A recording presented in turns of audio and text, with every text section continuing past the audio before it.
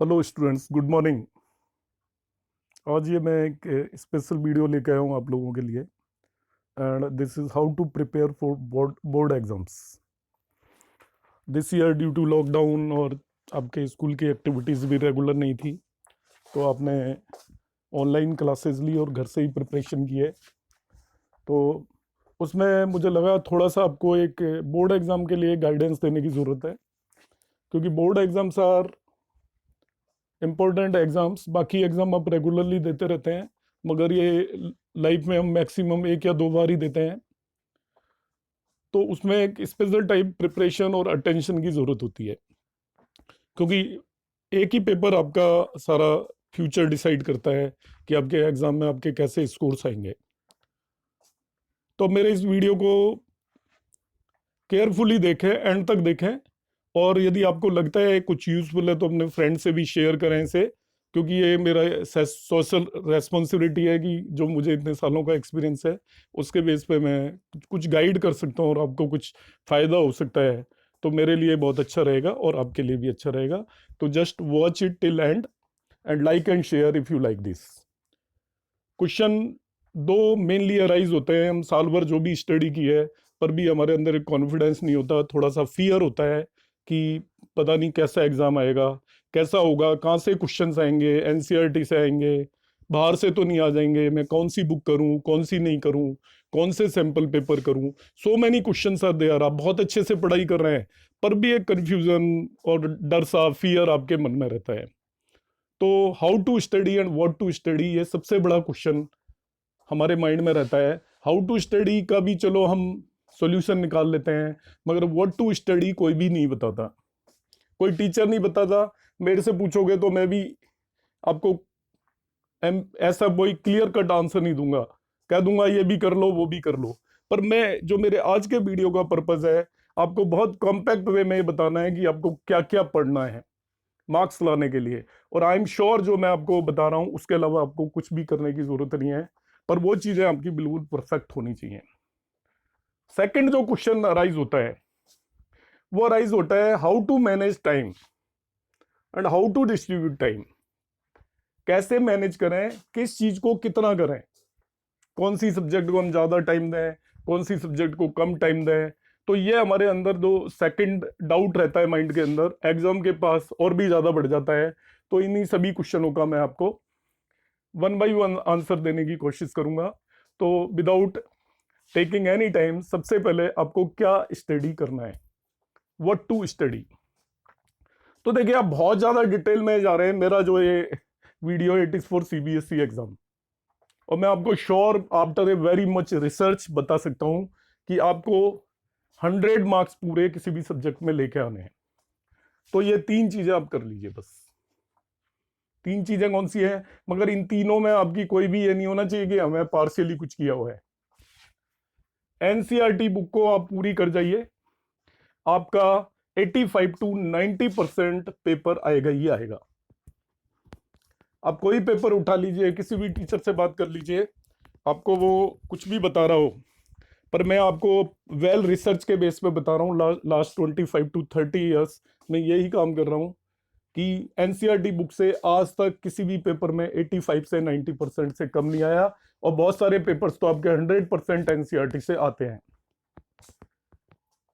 दूसरा, जिन स्टूडेंट्स को बिल्कुल 100% लाने में बिल्कुल भी कमी नहीं छोड़नी, जो 85 टू 90 के बियॉन्ड हम जाना चाहते हैं, तो हमें एग्जाम्पलर बुक के नॉर्मल क्वेश्चंस, उसमें कुछ एक्सेप्शनल क्वेश्चन भी हैं, तो एग्जाम्पलर बुक को भी यदि हम कर लेते हैं तो हम उसके बियॉन्ड पहुंच जाएंगे। तो सबसे पहले आपको एनसीईआरटी करनी है, वो नॉर्मल है, आपको उसमें कोई बताने की जरूरत नहीं है, वो आपकी सिलेबस बुक है, वो हमें करनी है। हम और एक्सेल करना चाहते हैं, बेटर करना चाहते हैं, हमारे पास टाइम है और कैपेबिलिटी है, तो हमें अब एग्जाम्पलर भी करनी चाहिए। और थर्ड वन जो सबसे इंपॉर्टेंट है इन दोनों के ऊपर, पहले आप पूरी एनसीईआरटी करें, एग्जाम्पलर करें, और साथ में प्रीवियस ईयर क्वेश्चन पेपर्स को करना बिल्कुल मत भूलें। फिर मैं वही कहूंगा, रिपीटेशन होता है, there is complete repetition. Even बहुत सारे पेपर में 100% पेपर लास्ट 10 ईयर के क्वेश्चन पेपर से ही आ जाता है। और 90% तो आता ही आता है। मैं आपको बता रहा हूँ, एक या दो क्वेश्चन ऐसे होते हैं केवल किसी भी पेपर में जो पहले कभी ना आए हो, बाकी सारे क्वेश्चन रिपीट होते हैं इन दिस वे और दैट वे। इसलिए तीन आपके सिंपल फंडे हैं, इनमें आपके 99 मार्क्स भी नहीं आएंगे, 100 में से 100 मार्क्स आएंगे, मगर एनसीईआरटी के सभी क्वेश्चंस आपको रटे होने चाहिए। मतलब पढ़िए समझिए, मगर एट लास्ट उसको लर्न भी कर लीजिए यदि आपको पूरे मार्क्स लाने हैं। एग्जाम्पलर में से ट्राई करिए जितनी ज्यादा चीजों को आप कर पाए, और आप जब प्रीवियस ईयर क्वेश्चंस करेंगे तो आपको आइडिया लग जाएगा कि आपका पेपर कहां से आ रहा है, क्योंकि वो एक्चुअल में आए हुए क्वेश्चन है। मैं किसी और सैंपल पेपर की बात नहीं कर रहा हूं, मैं एडवाइस ही नहीं करता कभी। आपके पास टाइम है तो आप कुछ भी कर सकते हैं, मगर जो मैं आपको मिनिमम और रिक्वायर्ड चीजें मैंने आपको ये तीन बता दी हैं, इनके अलावा आपको सीबीएसई के लिए कुछ भी करने की जरूरत नहीं है। आपके पूरे 100% पेपर आपको मिल जाएगा। कितना मार्क्स मिलेंगे वो आपकी प्रिपरेशन पर डिपेंड करता है, मगर एनसीईआरटी बुक आप कर लेते हैं, एग्जाम्पल बुक कर लेते हैं, प्रीवियस ईयर क्वेश्चन पेपर कर लेते हैं, तो आपके 100 मार्क्स आएंगे। अब आपने कर भी लिया, इसके बाद प्रिपरेशन का एक तरीका होता है, मार्क्स गेन करने का एक तरीका होता है, ग्रैब करने पड़ते हैं मार्क्स, कभी अपना आप नहीं आते। तो अब आप जब प्रिपरेशन कर रहे हो बिफोर एग्जाम, तो एग्जाम में तो आपके पास अनलिमिटेड टाइम नहीं होगा, अभी आपके पास अनलिमिटेड टाइम है। तो पढ़ाई करते टाइम किन चीजों को आपको ध्यान रखना है एग्जाम के डेट तक जाने से पहले। जब आप प्रिपरेशन कर रहे हो, जैसे आपने कोई भी एक चैप्टर लिया, लेटस से मैथ्स का फर्स्ट चैप्टर लिया, तो आप में note down questions which are difficult for you. आपको हर एक एक्सरसाइज में 2, 4, 5, 10 क्वेश्चन बहुत डिफिकल्ट लगते होंगे, आपको पसंद नहीं होंगे, तो आप उन्हें नोट डाउन कर लें, नोट कर लें कॉपी के अंदर अलग से, बुक से हटा के, and revise them weekly. Week में एक बार जरूर रिवाइज करें। स्पेशली आप संडे को एक टाइम रख सकते हो, मैंने यहाँ पे मेंशन किया, आप जो दिन रखना चाहो। आपको क्या करना है, एक स्पेशल टाइम संडे को सभी सब्जेक्ट के उन्हीं क्वेश्चनों को रिवाइज करने के लिए देना है। मेरी बात को ध्यान से सुन लीजिए, नोट कर लीजिए। हर एक संडे का टाइम आपका केवल इसी बात के लिए होगा कि जो क्वेश्चन आपने जो भी पढ़ा, उसमें से आप जो क्वेश्चंस आपको डिफिकल्ट लगते हैं, होने में दिक्कत आ रही है, एक बार में नहीं हुए, उन्हें अलग से नोट कर लें और हर संडे उन्हें रिवाइज कर लें। आप हर संडे रिवाइज करेंगे तो 2 या 3 संडे के बाद वो क्वेश्चन आपको सबसे इजी लगने लग जाएंगे, मगर करना हर संडे, बात ध्यान रखना। सेकंड वन, अब मैं बात कर रहा हूं आपकी, अब today it is 23rd of Feb, so March आने वाला है, मई में आप लोगों की एग्जाम शुरू होने वाली है। बीच में मार्च और अप्रैल में आपको क्या करना है उसके बारे में मैं बता रहा हूं आपको। Basically we have 5 subjects. चाहे आप 10th के स्टूडेंट हैं या 12th के स्टूडेंट हैं, आपके पास कोई भी सब्जेक्ट है, किसी पे 6 हो सकते हैं, पर मैं 5 सब्जेक्ट मान के बता रहा हूं। ड्यूरिंग मार्च आपके प्रैक्टिकल्स भी होंगे बहुत सारे स्टूडेंट्स के, तो उसमें भी आपका टाइम लगने वाला है। तो जिन सब्जेक्ट्स के प्रैक्टिकल होते हैं, मेनली 3 सब्जेक्ट्स के प्रैक्टिकल होते हैं, तो आपको मार्च मंथ पकड़ लीजिए और इन तीनों सब्जेक्ट को 10 डे ईच के हिसाब से डिवाइड करके टाइम दे दीजिए।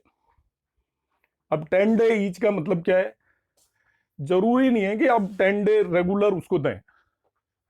आप हो सकता है कि आपको जरूरत है 3 डेज आपने मैथ्स पढ़ा, 3 डेज आपने दूसरा सब्जेक्ट पढ़ा, या आप एक ही दिन में तीनों सब्जेक्ट भी पढ़ सकते हो, मगर टाइम इक्वली डिस्ट्रीब्यूट करेंगे आप। और 10 डेज में आपका टारगेट क्या होगा, यानी केवल दिन 10 दे दिया इसके बाद आप घूम रहे हैं कि भाई 10 दिन में मैथ्स पढ़ रहा हूं, नहीं। जो मैंने 3 चीजें आपको बताई है वो कंप्लीट करना आपका टारगेट होगा। और मैं उसका आपको एक टाइम बाउंड वो भी बता देता हूं। 5 डेज में आप एनसीईआरटी करेंगे, 2 डेज आप एग्जाम्पलर को देंगे, 7 डेज और 3 डेज में आप प्रीवियस ईयर क्वेश्चंस करेंगे। 5 डेज में एनसीईआरटी करेंगे।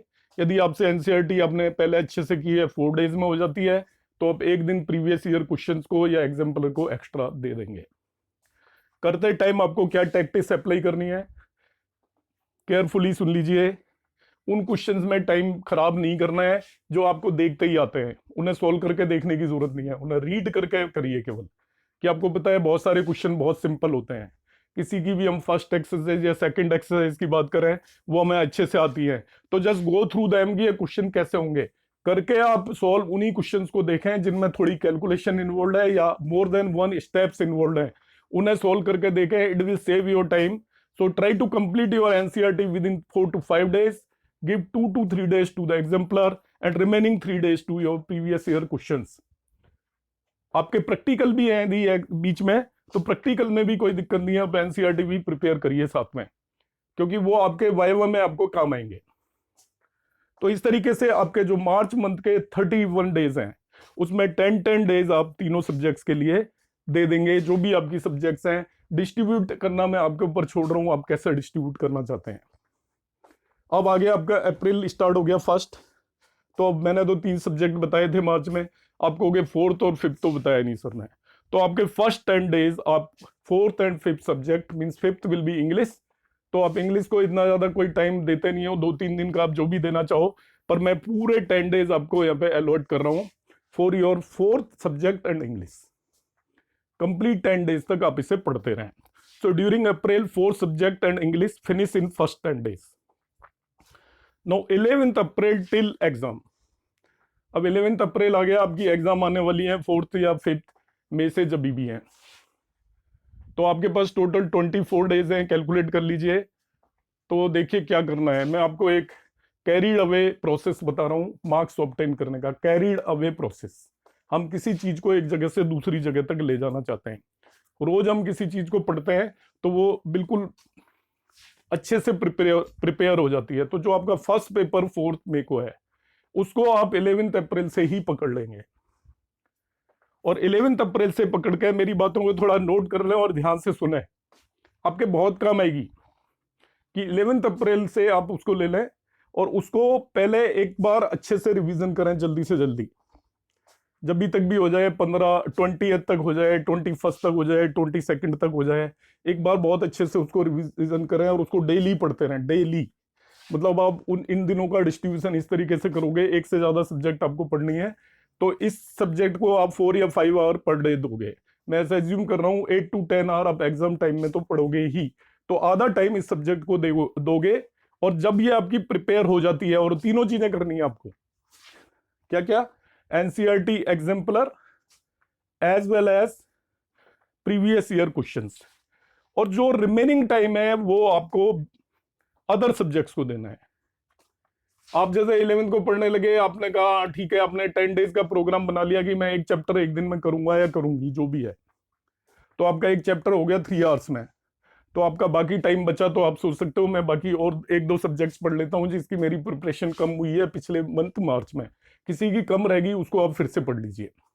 और इस तरीके से इस सब्जेक्ट को आपको जब तक इसकी एग्जाम होती है रेगुलर पढ़ना है। लास्ट के 2-3 दिन केवल इसी सब्जेक्ट को दे देना बस, ये भी मैंने मेंशन किया है। फ्रॉम 28/4 टू 3rd May, 28/4 से 3rd May तक आपके 6 डेज हो गए। Give time to both first and second subject, मतलब केवल फर्स्ट सब्जेक्ट को टाइम नहीं देना है, सेकंड सब्जेक्ट भी पढ़नी है आपको 28 से लेके 3rd तक। तो टाइम को डिवाइड इस तरीके से कर लेंगे, क्योंकि 28 अप्रैल तक आप पढ़ते आ रहे हो फर्स्ट सब्जेक्ट, तो ये मत सोचना कि सर ने टाइम ही नहीं दिया फर्स्ट को, आप 11th अप्रैल से पढ़ रहे हो इसको रेगुलर, तो आपकी प्रिपेयर तो हो ही चुकी है, अब तो आपको केवल रिवीजन भर करना है। तो मैं सेकंड सब्जेक्ट भी ऐड कर रहा हूं यहाँ पे। आप कहोगे सेकंड सब्जेक्ट का पेपर तो हमारा 5-6 दिन बाद है, तो देखिए यही तो इसकी कैरिड अवे प्रोसेस की ब्यूटी है कि आप सेकंड सब्जेक्ट जब पढ़ना यहीं से शुरू कर दोगे, फर्स्ट तो आपकी प्रिपेयर है, उसे पढ़ने के लिए मैं कह ही रहा हूं आपको 28, 29, 38 फर्स्ट, सेकंड, थर्ड, 6 दिन में आप आधा टाइम फर्स्ट सब्जेक्ट को दो और आधा टाइम मतलब रफली आपकी सेकंड सब्जेक्ट भी एक बार रिवाइज हो जानी चाहिए। इससे क्या फायदा होगा, आप जिस दिन पहला पेपर देके आओगे आपका दूसरा पेपर भी तैयार होगा। दूसरा पेपर तैयार होगा, कितना आपके माइंड के अंदर रिलैक्सेशन होगा।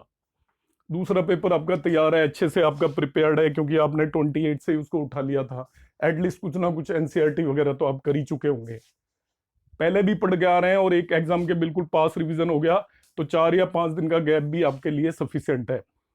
उसमें भी बीच में आप एक आध दिन निकाल के थर्ड पेपर की प्रिपरेशन भी कर सकते हो, यदि आपको लगता है कि सेकंड पेपर की प्रिपरेशन मेरी सफिशिएंट हो गई है, तो बीच में एक आध दिन निकाल के थर्ड पेपर की भी प्रिपरेशन कर देते हो। ये टेक्निक क्या होती है, आपको रिलैक्स करने में हेल्प करती है कि जब हम एग्जाम दे के आते हैं तो अगले पेपर की पहले से टेंशन शुरू हो जाती है, अब टेंशन लेने की जरूरत नहीं है, क्योंकि हमारा जो मेथड है उसमें हम उस पेपर को भी तैयार कर चुके हैं। तो अब पहला पेपर दे के आओगे तो दूसरे पेपर की टेंशन आपके माइंड में नहीं होगी। अब है next thing, subject in which gap is more than 1 week. 1 week से ज्यादा का गैप है उसको मार्च में प्रिपेयर कर ले अच्छे से, और ज्यादा से ज्यादा 20 अप्रैल तक आप उसको टाइम दें, उसके बाद उसको कोई टाइम देने की जरूरत नहीं है। मगर उसको करते टाइम एक चीज का ध्यान रखें, उसके डिफिकल्ट क्वेश्चंस को अलग से नोट कर लें। हमें पता है आपका टाइम टेबल तो आ ही चुका है, लाइक मैथ्स में आपका 12th वालों के काफी गैप है, 10-12 डेज का गैप है। तो 10-12 डेज तो आप एग्जाम में भी पढ़ोगे तो सफिशियंट होगा।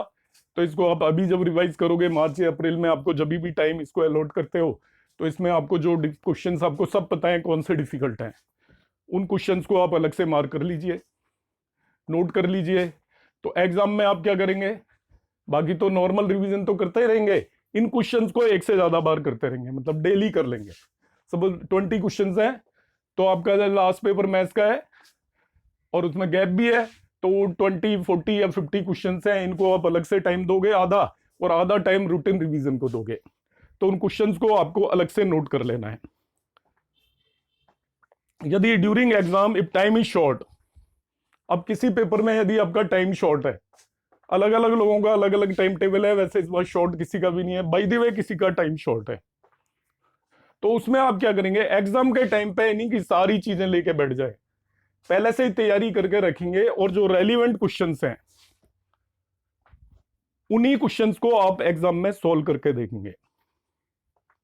तो उन्हें एडवांस में मार्क करके रख लीजिए कि भाई एक एक्सरसाइज में 15-20 क्वेश्चंस हैं, तो हम जो क्वेश्चन हमसे इजीली हो जाते हैं या बहुत ज्यादा सिंपल है, उन्हें एग्जाम में करने की क्या जरूरत है, उन्हें जस्ट रीड करिए और उन्हीं क्वेश्चंस को सॉल्व करके देखेंगे जो क्वेश्चंस थोड़ा डिफिकल्ट है, अदरवाइज आपका टाइम वेस्ट होगा अननेसेसरी। फॉर फाइनल रिवीजन जब भी आप एग्जाम में जाते हो, जैसे आपको पता है मेरा कल पेपर है, अब मेरा सारा तैयार हो गया, अब घबराहट शुरू होगी मन के अंदर, अब क्या करूं क्या नहीं करूं। तो आपको घबराना नहीं है, ना ही अपना टाइम वेस्ट करना है, पहले से ही लिस्ट बना लीजिए। और लिस्ट कब बनानी है, एग्जाम में नहीं जाके बनानी, अभी जब आप रिवीजन कर रहे हो तो एक अलग से कॉपी में लिस्ट बनाइए कि मैं सपोज मैथ्स का चैप्टर है, ये वाला चैप्टर कर रहा हूं, इसमें मुझे किन किन चीजों में डिफिकल्टी है उन्हें नोट कर लीजिए। आप अभी लिखिए अपनी लैंग्वेज में कि मुझे इस तरीके के क्वेश्चन में डिफिकल्टी आती है, इसके 10th और 11th क्वेश्चन में डिफिकल्टी आती है। तो जब आप फाइनल रिवीजन करोगे या इन फॉर्मूलों में डिफिकल्टी आती है, मुझे अच्छे से याद नहीं है, तो नेसेसरी टॉपिक्स और इंपॉर्टेंट क्वेश्चंस को एडवांस में एक लिस्ट बना लीजिए। तो फाइनल के एक दिन में या हाफ डे में आपको जो रिवीजन करना है उसके लिए अलग से कुछ भी नहीं करना पड़ेगा। One more most important thing, कल आपका पेपर है तो आज की रात मजे से सोइएगा।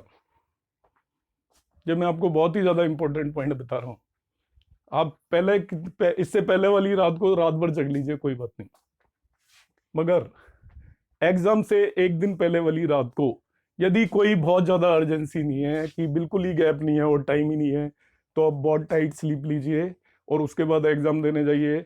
आपका माइंड बहुत अच्छा काम करेगा, माइंड के अंदर टेंशन नहीं होगी, रिलैक्स माइंड से आप पेपर दे पाएंगे। During exam don't bother about the questions you don't know, try to focus on the questions you know well. ये दोनों जगह बता रहा हूं मैं कि आप जब तैयारी कर रहे हो घर पे, अब आप साल भर नहीं पढ़े, अच्छे से नहीं पढ़े, कोई भी रीजन रहा, अब आपको लगता है यार ये 2 टॉपिक तो मेरे से हो नहीं रहे हैं, होने वाले नहीं है, अब आप सोचो आप एग्जाम में उन 2 टॉपिक को तैयार कर लो तो आपकी बाकी चीजों का लॉस होगा।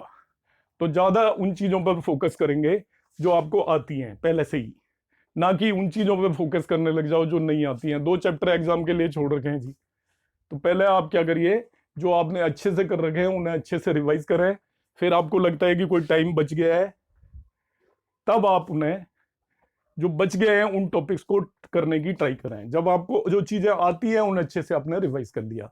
ऐसे ही एग्जाम हॉल में आप पेपर देने बैठे, पहला क्वेश्चन देखा, अरे यार ये तो पता नहीं कहां से आ गया, बहुत डिफिकल्ट है, और अपना मूड खराब कर लिया और सारा पेपर खराब कर दिया। नहीं, बिल्कुल नहीं करना। आप जैसे जैसे पेपर में आगे बढ़ोगे आपको लगेगा कितना इजी पेपर है, और कितना भी डिफिकल्ट भी आपको पेपर लग रहा हो, पर अपना माइंड सेट ऐसा रखना है एग्जाम जाते टाइम कि मैं पढ़ के आया हूँ घर से और मुझे जो आता है वो तो मैं लिखूंगा ही। अब मार्क्स जो आएंगे वो देखा जाएगा बाद में। तो आपके माइंड पे पेन मत लेना, सारा माइंड गेम होता है स्टडीज, कि आपने पहले ही टेंशन ले ली, 2 क्वेश्चन देखे और वो आपको इजी नहीं लगे तो आप सोच लोगे तो पेपर बड़ा टफ आ गया, मैंने तो इतनी तैयारी की थी और मेरा पेपर खराब हो गया। कभी खराब नहीं होता, एक चीज मान के रखना। मैंने जनरली ये देखा है, बच्चे जो आगे कहते हैं ना कि मेरा पेपर सबसे खराब गया है, सबसे ज्यादा मार्क्स होते हैं उसमें, क्योंकि आपको ऐसा लगता है, आपकी प्रिपरेशन इतनी स्ट्रांग होती है कि आपका 1-2 क्वेश्चन खराब देख के ही मूड खराब हो जाता है। तो इस मेरे पॉइंट का ध्यान रखना during exam paper, while taking exam, जब आप एग्जाम हॉल में है, don't bother about the questions you don't know, try to focus on the questions you know well. जो अच्छे से आती है उस चीज पे ज्यादा फोकस करें बजाय उसके कि जो आपको नहीं आती है। एक अगला पॉइंट, आपका पेपर हो गया, देख के आगे, once a paper is over forget about that and try to focus on next. ये नहीं कि पेपर दे के आ गए और अब उसी की चिंता कर रहे हैं, मेरा तो ये पेपर खराब हो गया, एक क्वेश्चन छूट गया, इससे पूछ रहे हैं उससे पूछ रहे हैं, क्या यूज है उसका भाई? बोर्ड एग्जाम के बाद तो आपको एग्जाम देनी नहीं सीबीएसई की, तो आप अपना मूड खराब ना करें, पेपर दे के आ गए, रिलैक्स में, जैसा भी हुआ हो गया वो, यू कांट चेंज इट। अब उसमें कोई इंप्रूवमेंट भी आप नहीं कर सकते। आपकी जो होम एग्जाम है कोई स्कूल में, तो उसके बाद तो आपको वरी होना चाहिए कि भाई ये मेरा कैसा हुआ, मगर जब आप फाइनल एग्जाम बोर्ड की दे के आ गए, तब आप पिछले पेपर के बारे में बिल्कुल भी नहीं सोचेंगे, उसको उठा के ला के रख दीजिए घर पे, रिलैक्स होइए और अगले पेपर की स्ट्रेटेजी बनाइए और तैयारी शुरू कर दीजिए।